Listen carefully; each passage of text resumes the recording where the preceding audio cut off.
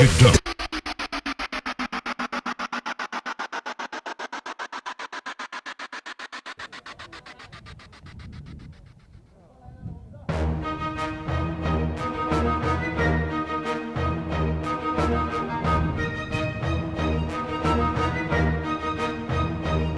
Good morning.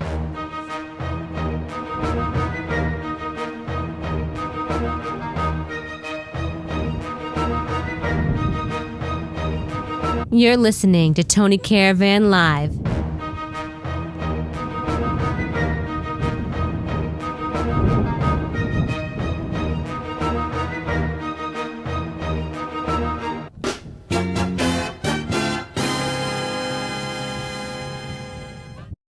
I have these super magnifying glasses, and I'm reading the ingredients on this supplement I talked about yesterday.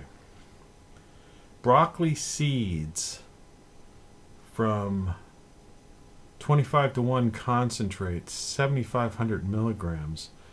Turmeric curcumin root from 4-to-1 concentrate.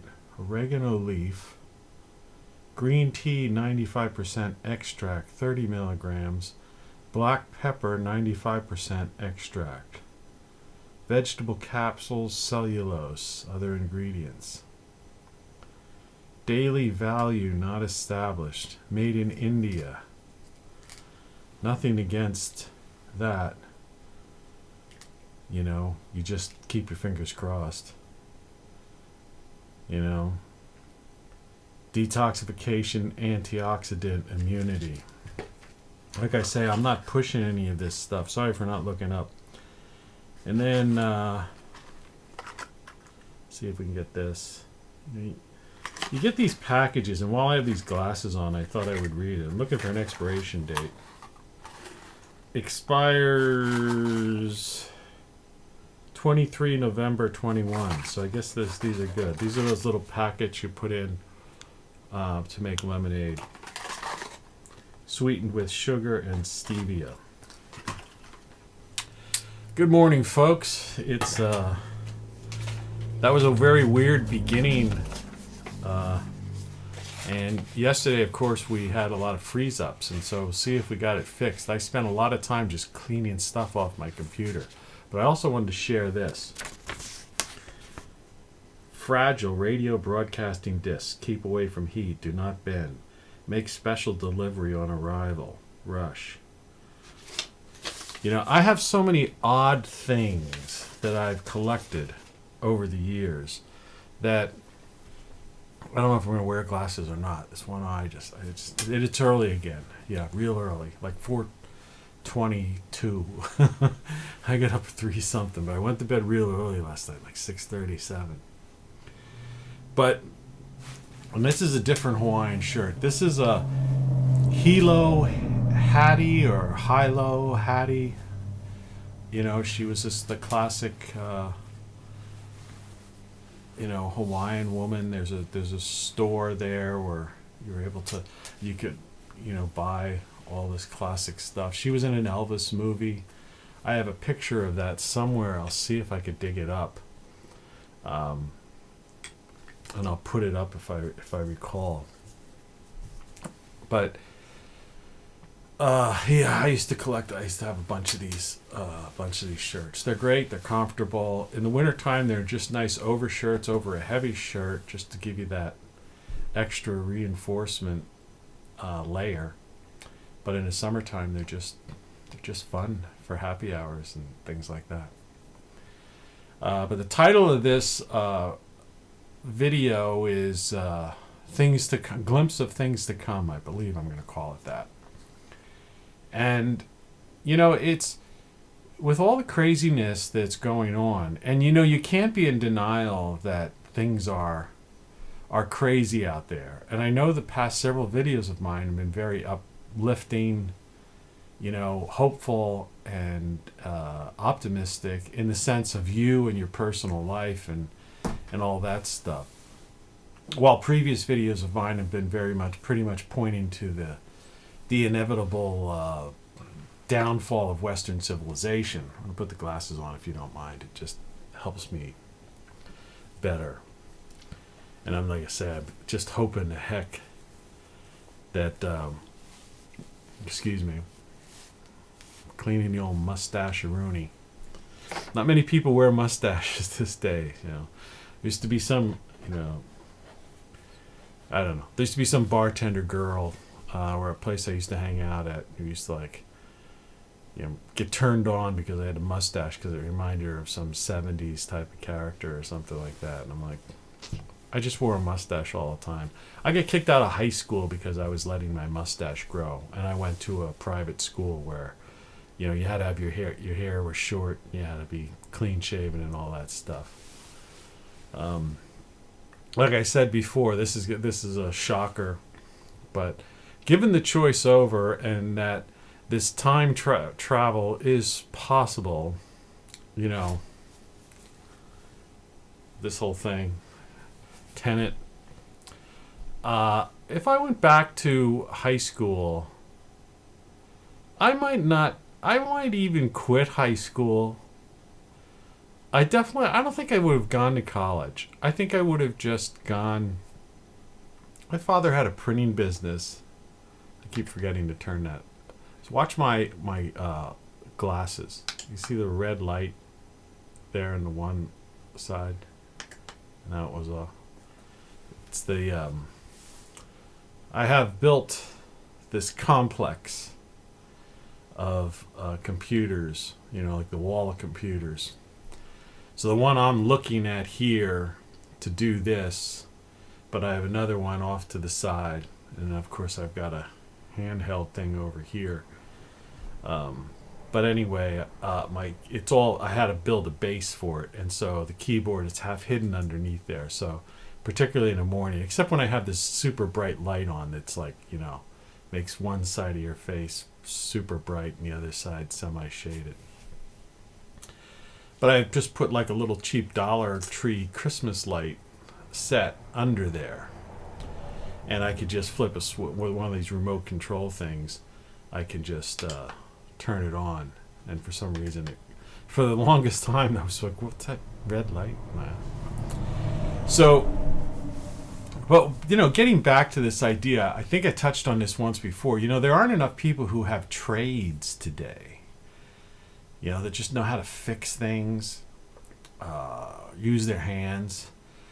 But there's an awful lot of people who are very young who've gone to college and now have jobs in all sorts of positions of importance to society, to the functioning of society. And they make these pronouncements, they make these rules, so to speak, and terms of service. A quick side of that. You know, the idea, a rule and a term of service, you know, guidelines, handbooks, all these things, people, you know, they're not law.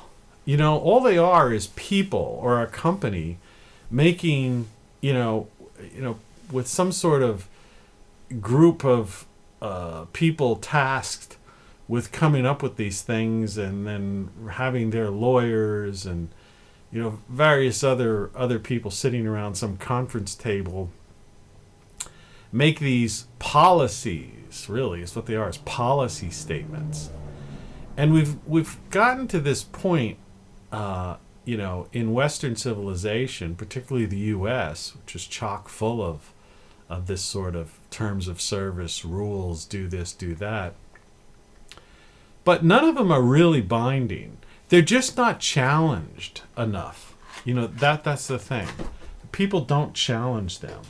And I hear my cat moving around, so I have to move some things out of the way in case he decides to do the prowling thing back and forth. Sometimes he just walks back and forth and you see a tail like the shark's thing going back up. But we don't have, you know, like, I don't know. Oh, and yesterday, a correction. You know, I said I was in Florida in the 90s. That was more around 2000 is when I lived on the Gulf Coast. So I was just a, you know, mistake, you know, brain freeze, I guess. But, you know, we allow ourselves to these what brought me back to that is when I had come back to Pennsylvania and I had taken over. I was a creative director at an advertising agency, and the building was owned by my brother. It was like it was part of his company. I don't want to get into business details, but he had a client, somebody who was renting, not even a client, just somebody who was leasing the place from him, and they just up and left. It was really weird too. It was one of those things where they had totally, it was some kind of, I don't know, they were doing, maybe they were in a computer cash register business or some kind of computerized thing or other. And they had put in, and they had call centers or technical support or something like that. And they put in all these carols, these work carols, the cubicles, I guess is the other term people use for them. And I don't know what happened with their company or what the story was, but they just left. And I wanted to get out of Florida because that was around that 9/11 time. And Florida was just, all those weirdos, people involved in that stuff were down around that Gulf Coast area and stuff like that. Just the place was just kind of creepy. And plus, I decided not to buy the condo that I was renting. And it was like, and it was humid, and I'd just gone through a tropical storm, and I'm going, Florida it's just not for me, But it was a pleasant experience, nice, living there was like an extended vacation. I don't know how long I was there, like a couple of years, but no more than that, year and a half, 2 years, I don't know, something like that. But yeah, I had some good times there, but just, that's the Gulf Coast, and I've been along the eastern coast, when I was younger, a bunch of us drove down to Lauderdale, slept on the beach. I've been through the various keys. Flew into Miami. Like I said, I've been all over this country. I've been to Disney World, Orlando. Took the train once down, and that was an interesting. Took a sleeper train all the way from north down into Florida, but that's another story. So I come back and this, up north where I'm not in that building now. That's a whole nother story of which I could or could not get into. And I said, "Hey, is that building still sitting there?" He goes, "Yeah." He goes, "The people in there just left." He goes, "Well, I'm coming up north and maybe I might be interested in the building, but maybe it's be a place for me to hang out till I figure out what I'm going to do because I just don't want to be in Florida anymore." So I go into this place, gets me a key to the place. I go in and I see all these cubicles, and in them, like some of them, there were like cups of paper cups of coffee that were like half, only half drank. It was like out of a Twilight Zone. It was like one day they were in business, and then one day suddenly everybody just vanished. There was like copy machines there with like business-sized copy machines where there were like copies still in the plate, on the bed, and like, that copies were being printed. As if the business was fully functioning at one moment, and suddenly, everyone just vanished and left their coffees. The copy machine, I guess ran until the power was turned off. Just odd stuff like that. It was really, really, really bizarre.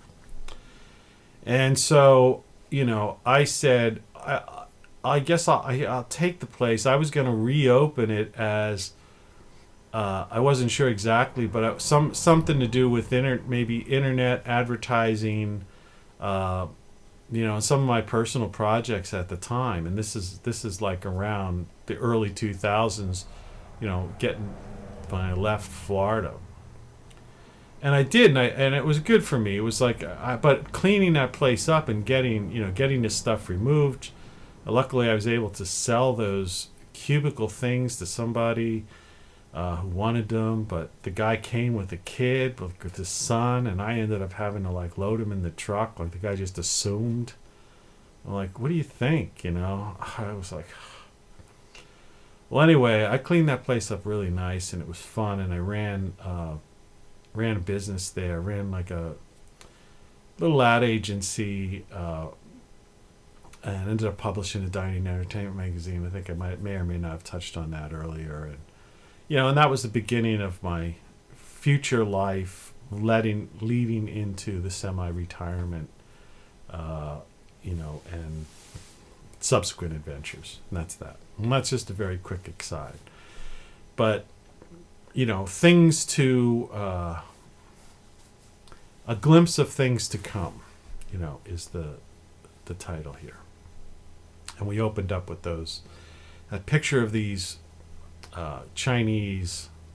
communist Chinese soldiers from in Nepal, from an expedition I was covering. I've talked about technology. In fact, that was something I did from that particular building.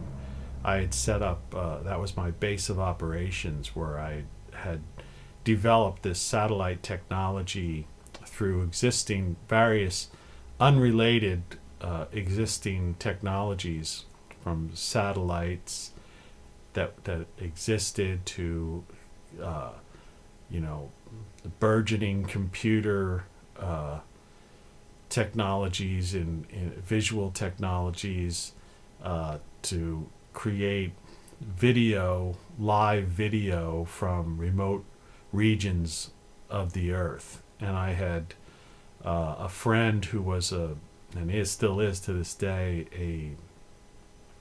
an explorer, adventurer who, mountain climber, ski boarder, that kind of thing.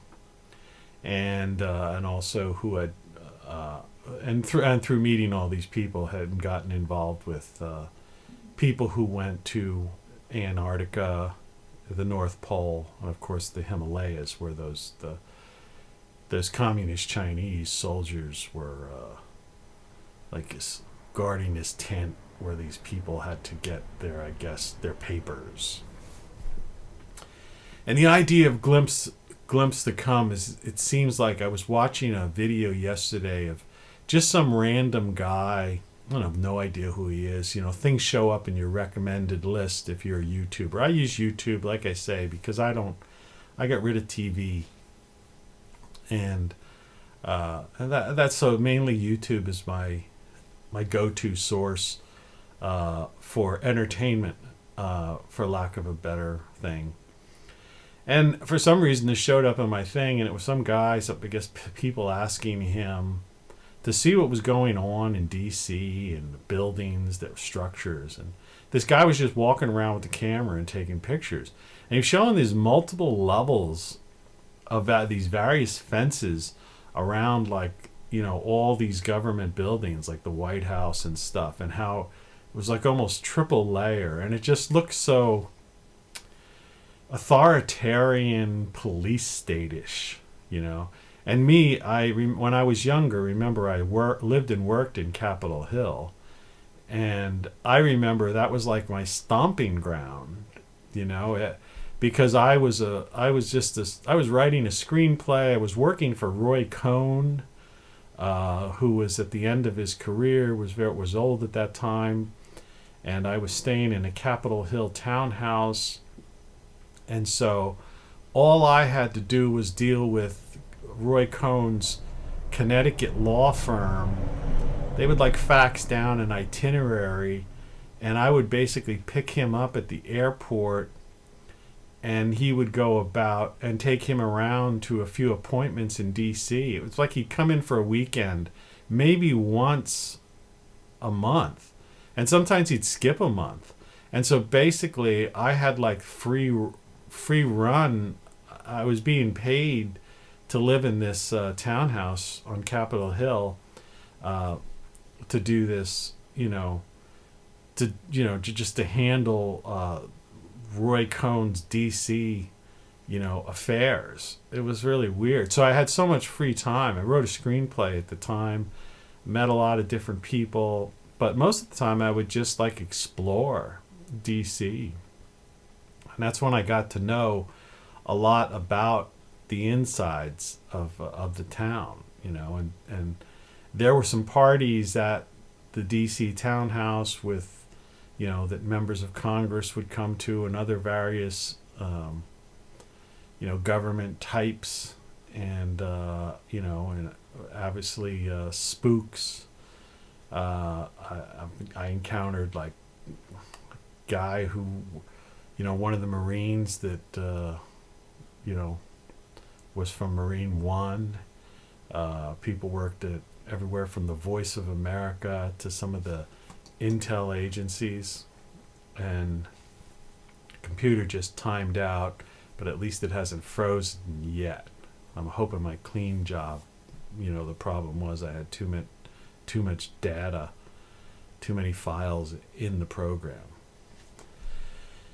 But it looks nothing like it did, it did in those days. And this guy did a fairly good job, because it was just like kind of he drove as far as he could drive, but they got all these roads blocked off now. And so he literally got on foot, and with his whatever he had, whether it was a camera or a cell phone, I don't know, but he was just doing walking video, footage uncut of all, circling around. And it was like, that's not the DC I remember. It doesn't even look inviting, to why, who would even want to go there? And how times have changed. And it's it's the same with like all of the cities. Like I said, I lived in New York City. I lived in Center City, Philadelphia. I lived in LA, of course, but I did live in LA, but most of my time in LA was, I lived in Malibu. So, but when I first got there, like everybody else, I was in the Hollywood area, which is really, is cheap. What at that time was cheap. Hollywood wasn't, was still a myth to a lot of people. Oh, you're in Hollywood. It's like, Hollywood was like, that was the cheapest place to be, because the movie studios had long since moved into the valley, and so Hollywood was just like the Hollywood Walk of Fame was just a street with a bunch of freaks and shops for tourists and that sort of thing. But I did move on Sunset Boulevard, but I lived in Malibu, and that was my best experience, was living in Malibu at the time. So, but it's all changed. Everything has changed, and that's just part of of life. But we had a long stretch, in this country and in Western civilization, when especially post World War II, and then post the whole civil rights Vietnam War movement. Despite the tragedies of Martin Luther King, Bobby Kennedy, JFK, the things that those gentlemen accomplished, in their short life, literally changed the world. And things were really cool, in the 70s. The 1970s was a really good time in America. I mean, some people might say the 60s were, but they were very tumultuous, and there was craziness going on then, amidst the innocence, because America was innocent in those days. The music, pop music was all love songs. It was, even dating back to the late 50s when, radio started to target itself more towards what they say with the teen, so to speak. And it's almost like, I always tell people, it's like America was a teenager, if you grasp what I'm trying to say. The country as a whole, we were teenagers in the late 50s, and in the 60s we grew up to the Woodstock age. We were now suddenly coming of age. We were like 18, and then we had the Vietnam War and the Civil Rights Movement. And by the 70s, we were in our we're in our 20s. Now I wasn't. I was younger than that. But if you look at music and pop culture, which I'm a student of that. Remember, I'm the guy who says the negative aspect of contemporary life is that politics has become the new pop culture. Well, back then, pop culture was pop music. That was pop culture. Pop culture was art. Art was dying, but you still had the remnants, the last of Andy Warhol's craziness, and movies, and all that kind of stuff. And TV was just starting to, the sitcom and those sort of things were just starting to happen in the 70s. And then you had classic R&B, which is one of my favorite kinds of music. And all that music, you went from Young Love in the 50s, and pining, songs about breakups or someone, wanting to, be with this other person, to, the 60s, the protest songs and all of that type of stuff while that happened. And then that whole thing, after the Summer of Love and everything, then you got into the 70s, and then the Vietnam War ended. Nixon ended the Vietnam War, something he never gets credit for because it's overshadowed by Watergate, and people forget that. But he basically was the guy who ended the Vietnam War. And I was one of the few people. There was a time there where you did not have, when they ended the draft, everyone used to get a number.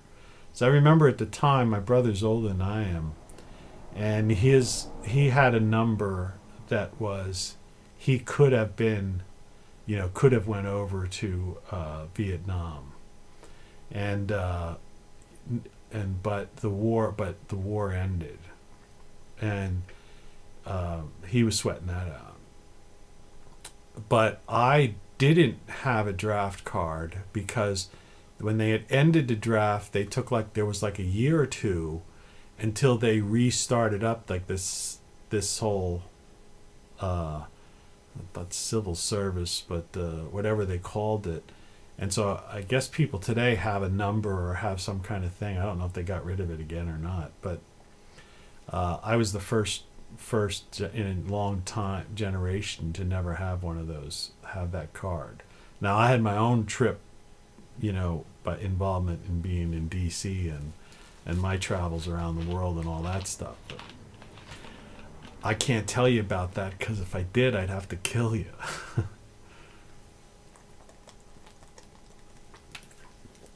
Still on the this 1 week kick of doing the caffeine again that I had stopped for many months and years.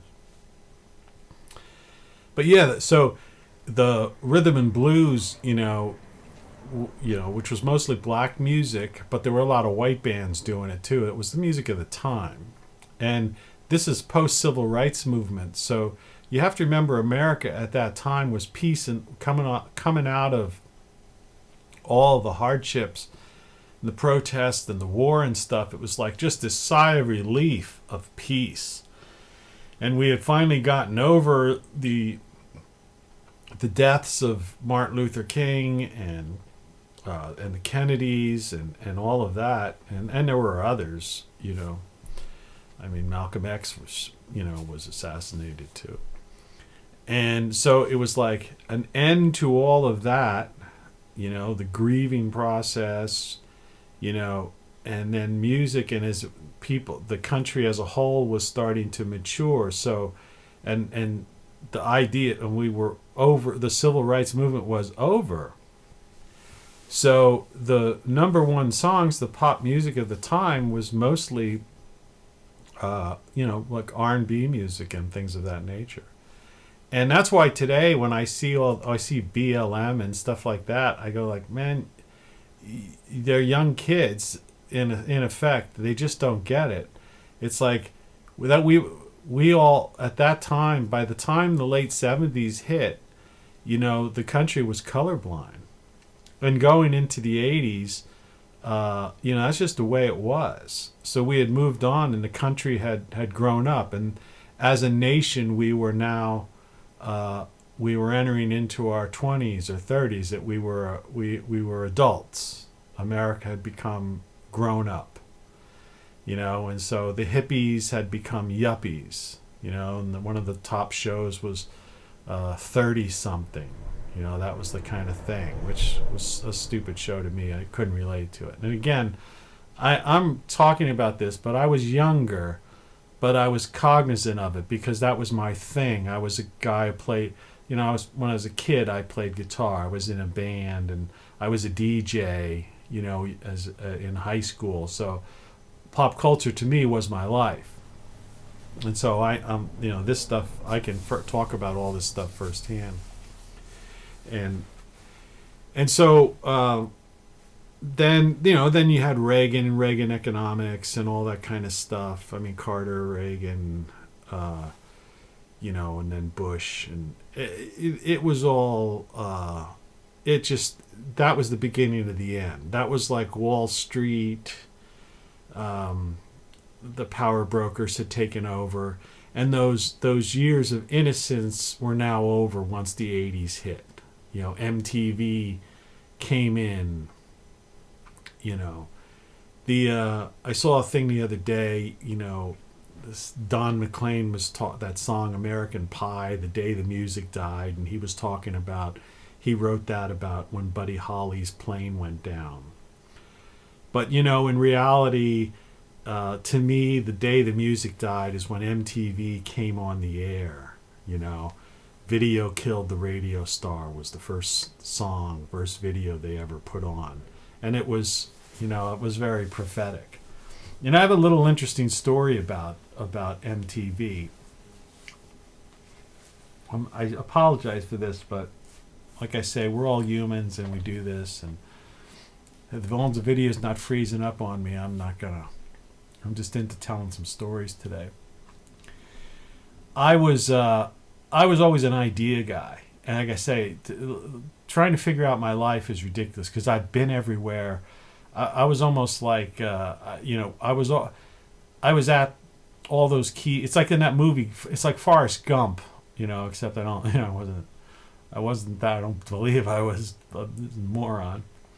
But I was at all the key places at the key times, you know. And you know, I was in New York working on a project in the 80s, and I had met some people at Warner, and I was trying to propose something called CFM. It was going to be called Cable FM. And I said, you know, we have this great technology, because I was a big radio guy, and music was my whole life. You know, I lived with music, I slept with the radio on all night long. And I remember getting in touch, I don't want to mention the guy's name, but, you know, one of the real higher ups at Warner Communications, who I believe at the time was in charge of MTV. I may be wrong about it, but somehow he connected me with that. I have no idea what that, there's a spaceship going by my house right now.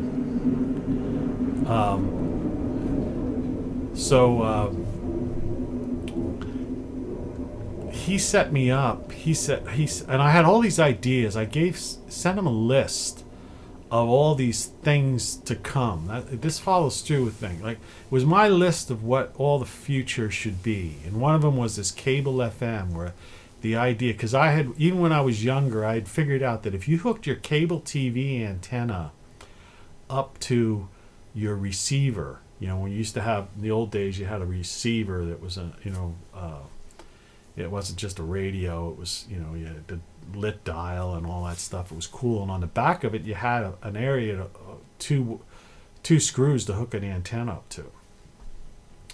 And what I found out, that if you hooked, because the cable service originally was,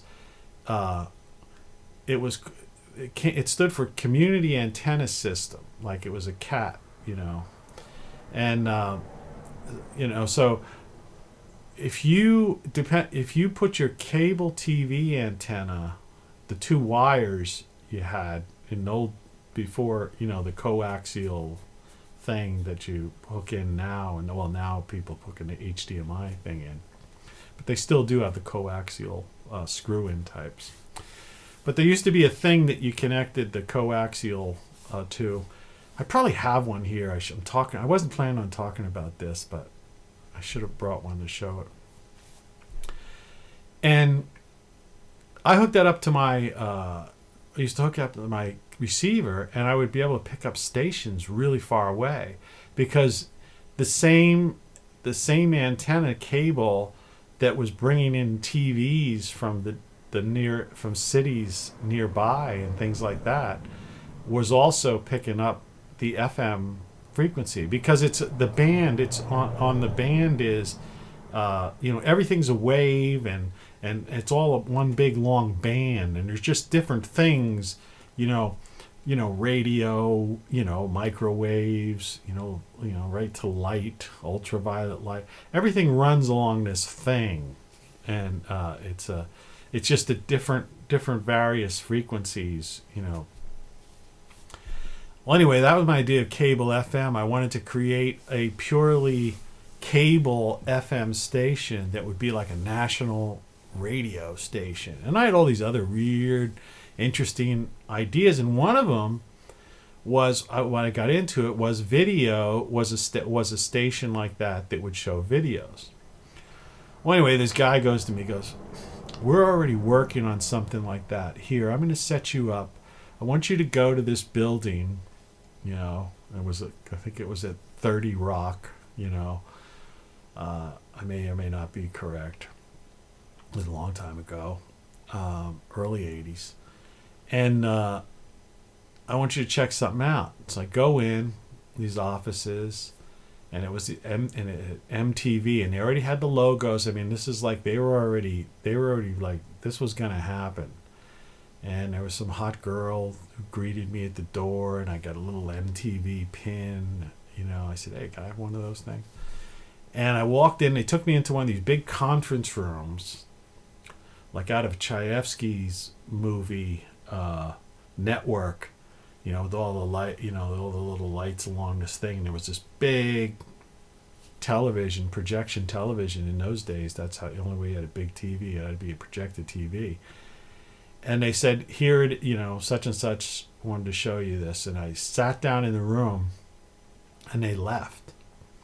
And they turned on, and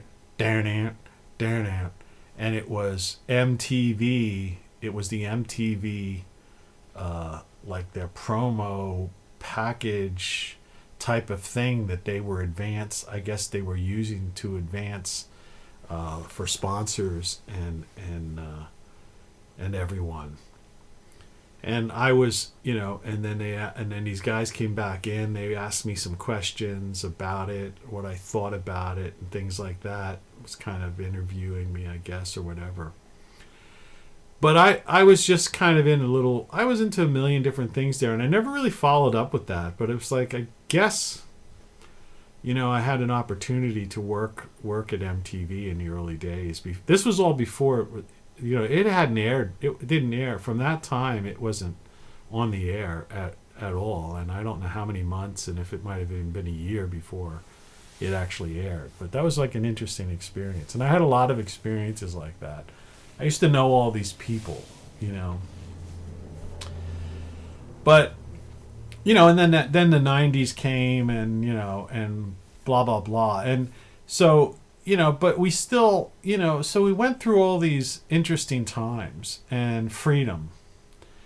And then suddenly, and then you had 9/11 and the Patriot Act and all this craziness. And, and the 2000s have just really been, I don't know, just everything really changed, and if you're under a certain age, you're listening to me, you're thinking, I don't know what this guy's talking about, but it's live history is what I'm telling you about. It's, this is this isn't my impression or thoughts or ideas. It's like, no, I was there. I was like in the middle of so many things. I just by happen chance, I traveled and I just was there, and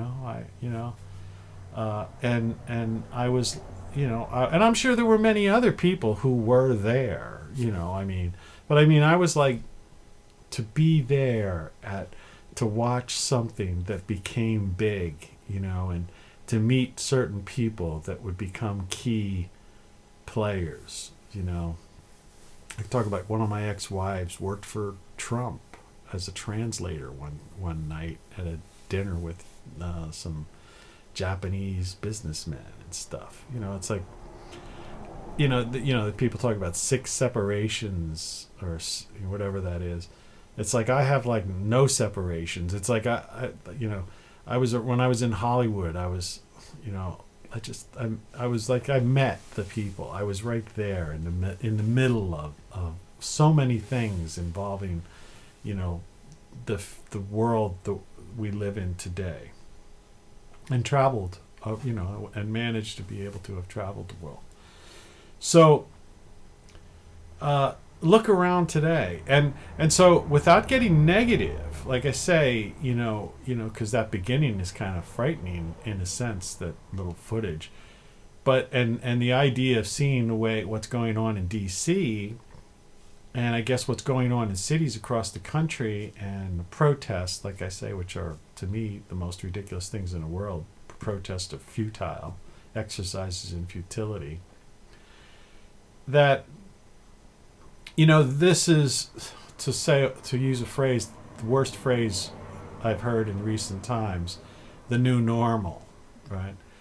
But, we are experiencing the fall of Western civilization, and it just hasn't come overnight. It's not, it didn't happen because of the 2020 elections. That's not the fall of civilization. It's not, the current guy in the White House who's, all these people are aiding and abetting the fall of Western civilization, the fall of the Republic, And I'm not one of those people that looks back and, the glory days, or tries to, see the world or the past through what they call rose-colored glasses or anything like that. No, I'm talking about reality. It really was that way. You grew up in the summertime, you just had your door, your front door, your screen, you had a screen door in your front door.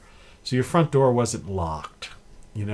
We went down to the shore and vacations and things like that. And I just had some email came in and it was glaring white, bright light at me. It's just the way it was. It was innocence. And like I said, we kind of grew from teens, to young adults, to our 20s and then 30s and then 40s. And that's what America was. America grew up. And now what we're seeing is another generation coming up in a time that isn't and innocence is gone. So they don't see that, and so they listen to someone like me, maybe look at me, see, the guy's got some white hair there, he's got to be older, he's got to be some older guy, looks like my uncle or something, but in the 60s they used to have the thing, don't trust anybody over 30. Remember that? If you don't remember that, that was the thing. But the fact is, you should trust people over 30. You should trust people over 40 or 50, because the idea is that, age is wisdom and experience, and that's what it's all about. I said in an earlier video, history is experience. And the one thing that I've learned through all of this, and that, this quick little morning rant of things to come, is that, yeah, we're entering into a new era, and these eras, they are dark times, depending on your perspective. And remember, perception is reality. And so for that guy with the camera, or the people watching that video of DC, and to see 3 layers of fences around government buildings, or people who see, the remaining 5,000 troops, and the country looking like a police state, or that these, groups in various cities around America are still doing these violent protests, still, they're not, it's not the cardboard sign thing. They're actually burning buildings, the Antifas and stuff like that. So that, and there's still all of this hatred among people, of people just for an ideology, just for a thought or support, or somebody questioning something. It's like, wrong speak is become a crime. At one time, people would have an argument, and then afterwards be like, come on, well, let's agree. Let's agree that we disagree, and come on, let's go in the bar, I'll buy you a beer, I can remember one time a guy was accusing me of some, I don't know, trying to, steal his girlfriend or something weird like that in a bar, and, in the bar he was doing it, and went outside, and I ended up getting on top of the guy on the ground, and I was like, and I wasn't really a super tough guy, but I was strong. I was obviously, I could have taken this guy, as they say. And I'm like, I have my fist over top of him. I'm like, Dad, pinned down on the ground. I'm right outside the front of the bar. And I'm going, looking, man, I'm not interested in your girlfriend. She's not my type. I wasn't trying to pick her up. All right? I've known you since, and it was in my hometown. I was back there for a little while at one time. I said, whatever you're thinking, it's not worth it. And is it really, do you really want to fight, okay? And I said, come on. And I picked the guy up. I said, come on, let's go back in the bar. I'll buy you a beer. And I did. And that's what life is all about. And that's even to me, that's a scuffle. But today it's like, oh no, these people are, you supported such and such, or you believed in this, or this thing, this wrong speak, or this conspiracy theory, just because you tweeted about that, you must be erased. You must be banned. But that's not enough. We have to somehow take them to Gitmo or something. I mean, it's crazy. And so as you watch this is things to come. So you see this militaristic, totalitarian, authoritarian, globalism, the corporatocracy, technocracy, taking over. And it's, and it's sad for someone who grew up, seeing the innocence, and how that when you go back 30 years ago, the civil rights movement was over. Not only was there no need for a BLM or anything like that, it was, Martin Luther King Jr. would have been against it. The man was a pacifist. He was a religious man. Most of his ideas would go against a lot of the very things that, the people that are pushing that particular side are trying to go with. And it's the same on the other side. Some of the founders, the libertarian people, and the Reagans wouldn't be entirely happy with what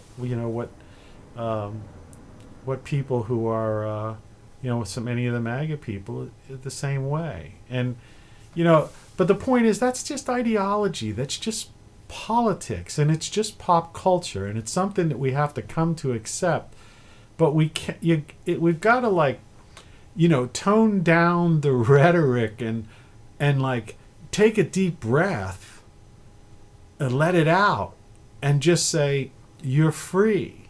And like I keep repeating, and I'm going to keep repeating, is that if your life is social media, I mean, I feel sorry for you that that's all you have in life, and that you can't, you've somehow disconnected from reality, and that the day-to-day life that you need to hold a thing in your hand, a smartphone, or you need to sit in front of a computer all day. I feel sorry for you that you don't have that, the ability to just talk to somebody on a phone or sit with a friend. Don't blame it on COVID or any of that stuff, because, even in the lockdown areas, it's like you can't have more than 10 people over your house or something. There's nobody's saying you can't meet with your family members. Nobody's saying, in the privacy of your own home, you don't have to wear a mask. So, no, there's no cop-outs, to use one of the old words that I'm buying into. The fact of the matter is, you have freedom of speech. It's never been taken away. These terms of service, these rules, these policy statements, that's all they are, is pieces of paper. It's just too bad that the ACLU, is a shadow of what it once was, and that there's nobody to come to the defense and to challenge these things anymore. But society's changed, and that's that. And so, going forward, we're going to be living in a totalitarian police state. And nothing's going to change that, okay? And we have to accept that. And the people who survived Soviet Russia, the people who got out before the Nazis took over Germany, the people who saw the vision, or were lucky enough, let's face the facts, a lot of people, it wasn't like a choice, a lot of people were just rounded up and literally killed, millions upon millions upon millions. In the early 20th century, hundreds of millions of people were killed by, communism, fascism, Marxism, socialism, National Socialism. All right? We lost lots of people, lots of good people. And that's a reality. And we hope to heck we don't have to deal with that again. I'm saying hope to heck, like as if I never swore in my life or something, but it's just something. I got that little mark on my face from wearing these glasses.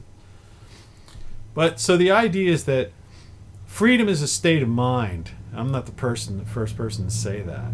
And you are free, and remember you're free, and remove yourself from these people, and remember all the good things you have. So if pop culture is politics today, that's what society is trying to tell you. The corporatocracy is trying to lay that one on you. The media is trying to lay that on you, because that's all they're doing 24/7. It's wall-to-wall politics. It's wall-to-wall cult of personality of politician type of people, right? But if you turn off the media, guess what? You no longer have to worry about it. If you don't go to Twitter, Twitter can't ban you, and it isn't, curtailing your freedom of speech. That seems real simple to say, and someone might say, well, yeah, but it's and like I've said before, but it's a town hall. And I said, or the town square. It's like, what town square? When was the last time you were on a soapbox in the town square? When was the last time your parents were on the town square? When was the last time your grandparents were? They weren't. There is no town square. There was no town square before Facebook. Facebook's only been around, and Twitter. These things have only been around for a decade and a half or so. The internet's only been mainstream for like 20 years, a little over 20 years. Before that it was a free AOL CD. You've got mail, people sending mail, and real crappy websites.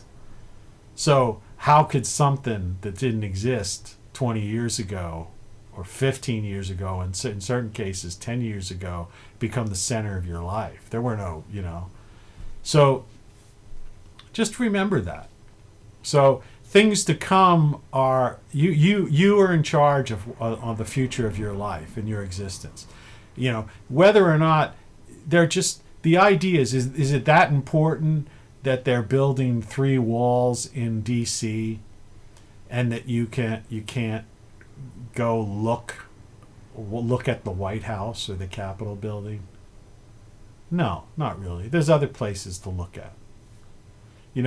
Is it so what we've got, a president that seems to have dementia or whatever, or so what that this president is erasing what the last president did. It's pop culture.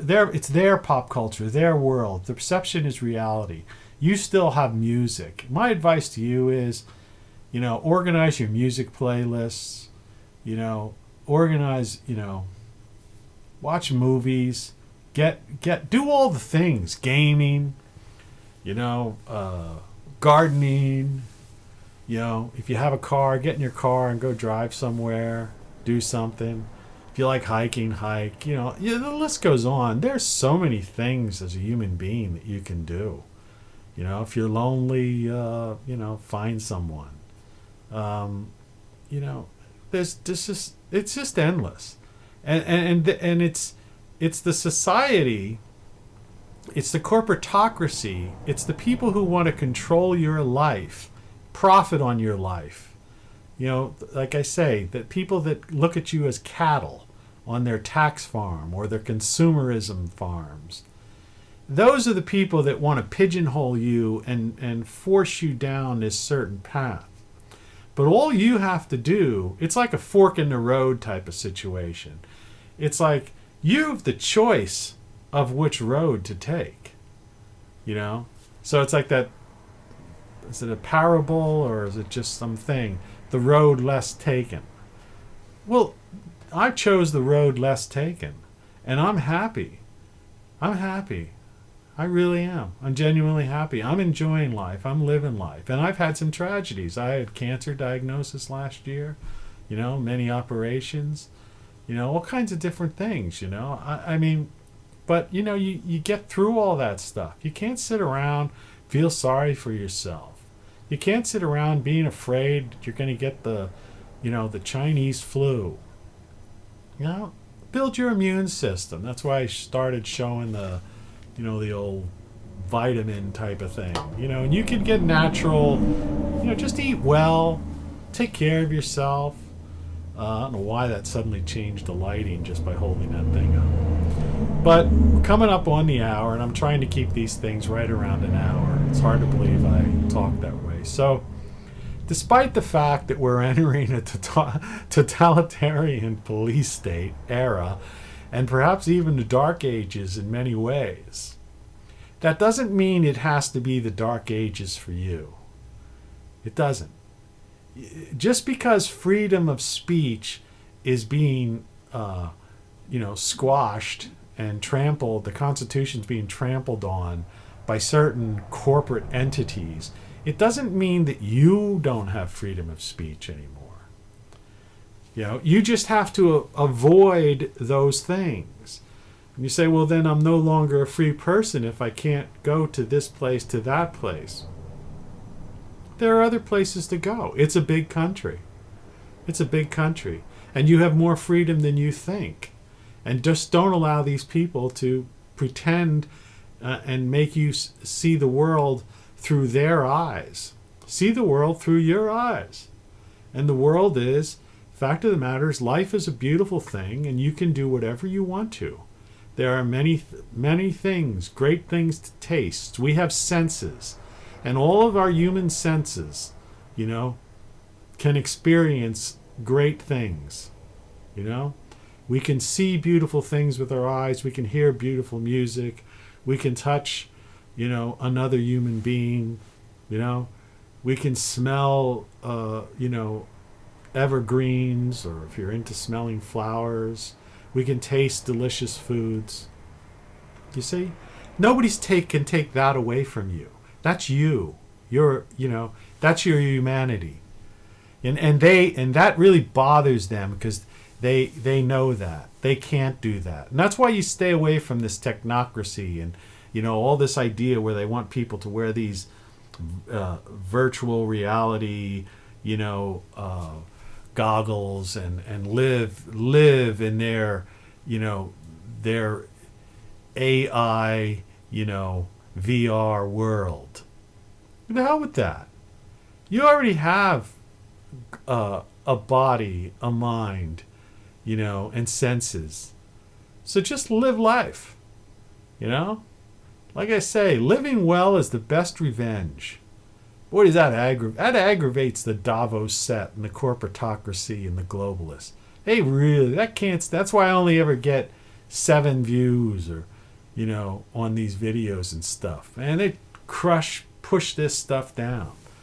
But they can't get me on anything because I'm basically, light just suddenly got bright. Because I'm just talking the truth, and I'm not breaking their TOSs, which they have which are meaningless and worthless. They don't mean anything. No other person, there's natural law, and that's all there is. No other human being can tell another human being what to do. All right? Unless it's agreed upon, unless it's mutually agreed upon, But, no. You're a free person.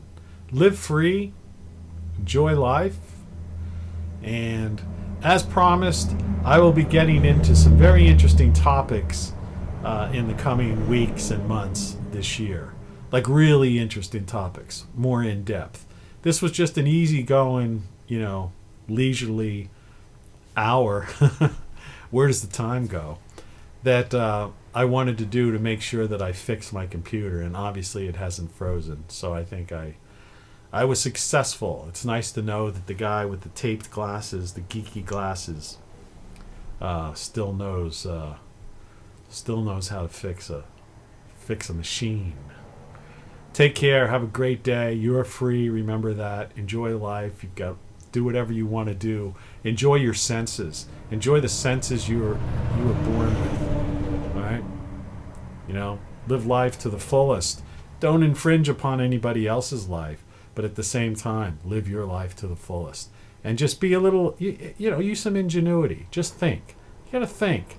Break away. Turn the TV off. Turn the social media off for a day or a couple of hours at least, and then just look around you, and you'll see what I'm saying. It's a good life, even if other people want to live in the dark ages, even if people want to live in a totalitarian state. All right, it's a big country, 330 million people at least, maybe 350 million people. They're not coming after everybody. They don't have the manpower. Think about that. All right, the people in charge, they don't have. They're if you live in the big cities or the big problem areas, I feel for you, but you have the choice of getting out of there, or at least planning and trying to get out of there before that gets worse. But everywhere else in the country, and even just the outskirts of town. I just live in the outskirts of town. I don't live out in the middle of nowhere or anything. But just in the outskirts of town, that's freedom. We're still living. As far as I'm concerned, it's still the 70s, I'm having happy hours again on this Friday. A friend of mine coming down tomorrow. and I'm going to make a playlist later today, and I'm going to have a lot of those just classic R&B songs and songs from the 70s and things like that, along with some songs from the 90s, you know, maybe one or two things from the 2000s. But I mean, you know, I've got 10,000, I have over 10,000 songs, music tracks. And then I've got 30 of my own, which, as I always say, listen to some of my music. Some of them are really cool.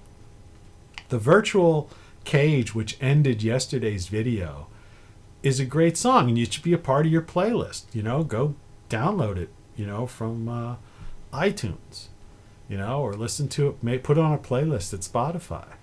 Some of my earlier stuff, like I say, was crappy. It's like, you know, like the first album of a band, you know. There's a couple of songs on there that are half decent. But, you know, the last 30-some songs I've made, which you could find on YouTube, but you could find anywhere, and they're good songs. Listen to them. They're just the lyrics, and they're just, it's good stuff. My books are good, you know. Codex back here. Got the thumb right on it the first time. Great book. You know, open up your mind about thinking about things like that. That's some of the stuff I'm going to get into this year. And the T-shirts, you know, with my my expressions. And the one I don't have up, but maybe I will add to the list today, is one that says "Then what?" ? And I'm going over time, but I just want to stress this a little bit. You know, that's a Tony Caravan phrase, you know, that I've coined. You know, when people say like, well, you know, they're going to do this, and he's writing this thing, this executive order, and you know, whatever, and you know, and I'm like, then what, right? Or we need to do this, and then, or these people go like, we've got to get, you know, such and such done, and you know, these people protesting and blah blah blah, and I go, okay, so then what? You know, it's a great comeback to somebody when they, you know, when they're trying to like force something, and like they got some burning issue, you know, that's like they're obsessed about. Then what, right? Then what? Something else, right? It's never enough. That was a song I wrote. It's not one of my better ones, but lyrically it's a good one. It's never enough. Check out the lyrics. You know, I call it beat poetry because, you know, it's poetry, you know, set to music, or my original music. But, you know, some of these things, just listen to them, or just look at the lyrics. Yeah, then what? Have a great day, and I'll talk to you soon. Don't know if I'll talk to you tomorrow. I'll at least have a visual of the setup at the home bar for happy hours, so you can see. I've got some, like, I think we're going to have some margaritas. Yeah. And I usually make a homemade salsa that's like the killer salsa, you know, the stuff, you know. Take care. Have a great day. You're free. You can do whatever you want to. You've got senses. Experience those senses in life. And don't let anybody tell you that you are banned or you are not free, because you are not banned. No one banned you, and you are free. And the places that they're block you out of, just who cares? Don't go. You don't need to go there. They're just buildings, right? That's what I always say. They're just buildings. Cheers.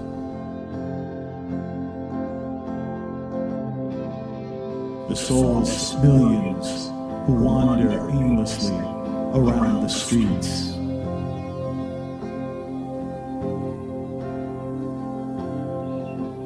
Dressed as they should, believing what they've been told, doing what they think is right,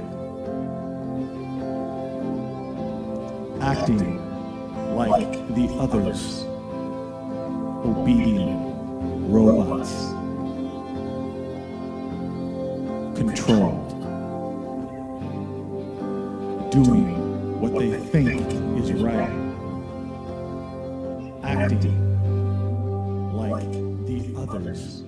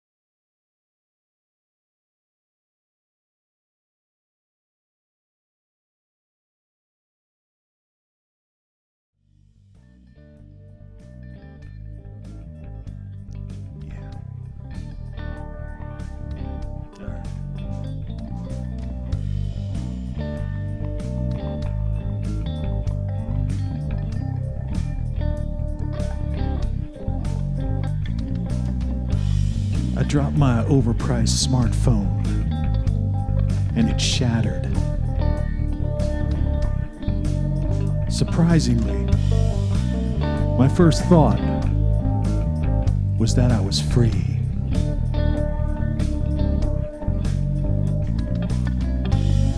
Free from the virtual cage that tethers us but tears us apart. Free from the notifications, replies, and requests. Free from the need to respond. Free from the falsities and deceptions by those with warped agendas. I was no longer a slave to tech or to any person, place, or thing.